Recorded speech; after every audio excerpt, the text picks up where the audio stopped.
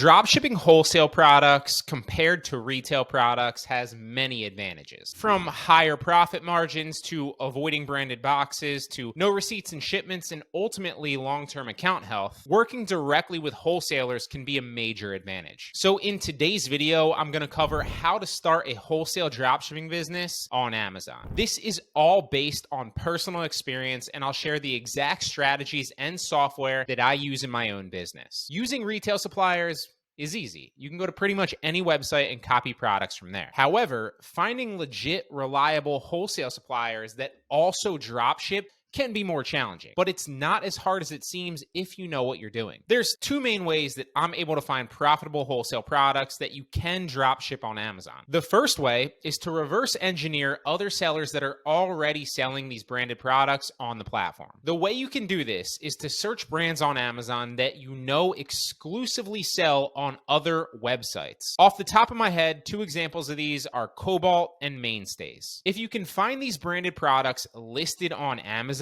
then you know whoever is selling them is either drop shipping them from the supplier or they purchased them secondhand and they're reselling it. And more often than not, you'll find that it's the former and not the latter. Now, obviously, if you know specific wholesale brands, you can just search them. And finding those will lead you to successful sellers that are already drop shipping their products on Amazon. But if not, finding sellers drop shipping any brand that exclusively sells elsewhere can be helpful because you can use their stores to then see what other products they're drop shipping and other brands they're selling as well. And from there, you can simply reverse engineer the wholesale supplier that sells them and then sign up for an account. Now, to sign up for a wholesale supplier, you're gonna need a reseller's permit. And I did a video on how you can get a reseller's permit a few years ago, so I'll make sure to link that at the bottom of the description if you wanna check it out. The second way, which is much more effective in my opinion, is to simply find a list of wholesale suppliers first, and then see if they drop ship and they have profitable products. You can check supplier directories like SaleWho, Inventory Source, or Spark Shipping, for example. You can also go to trade show websites and see what suppliers are listed there. Or you can just join my Amazon Dropship Pro course. I rarely plug it, and I actively try not to mention my courses in these videos,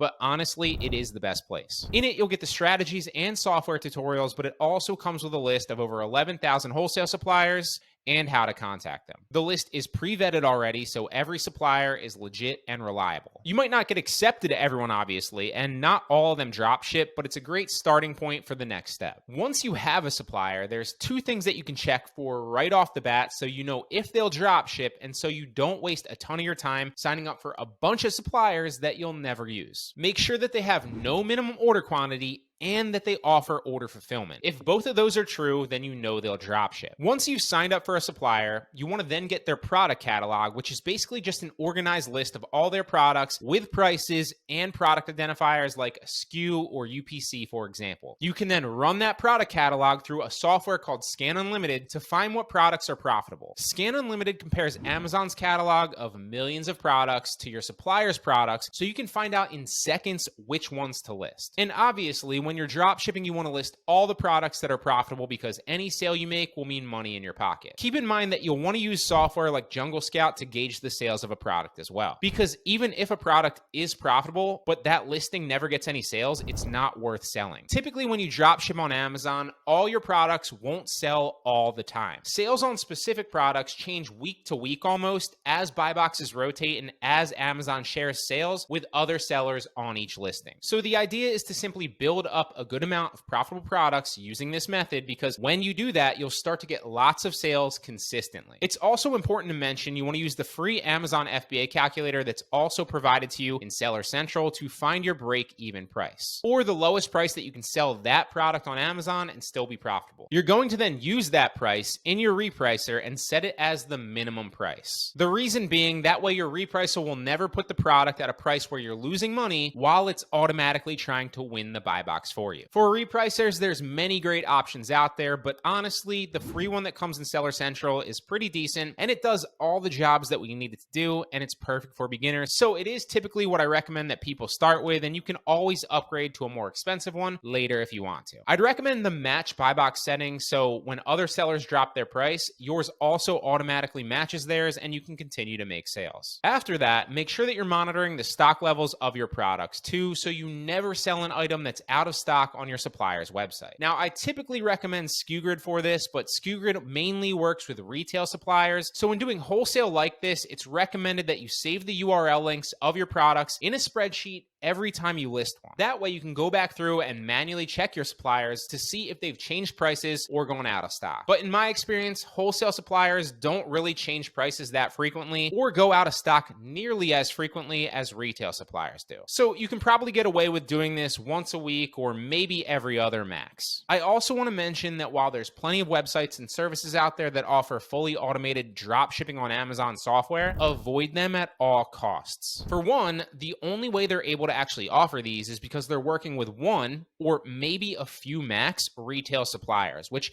we already touched on is a no-no, and I promise it will eventually lead to an account suspension. And two, even if you don't get suspended right away, you'll still be competing with lots of other sellers that are all using the same supplier, same software, and all drop shipping the same products and driving the price down. The best way to do it is exactly how I laid out in this video. It works because it takes work. Don't look for shortcuts. Don't chase the automated dropshipping store or automated service. Build your store slower and more consistently with the strategies that I covered in this video, and you'll build a sustainable, consistent, and predictable wholesale dropshipping business on Amazon. This is exactly what's worked for me, and I hope it works for you too.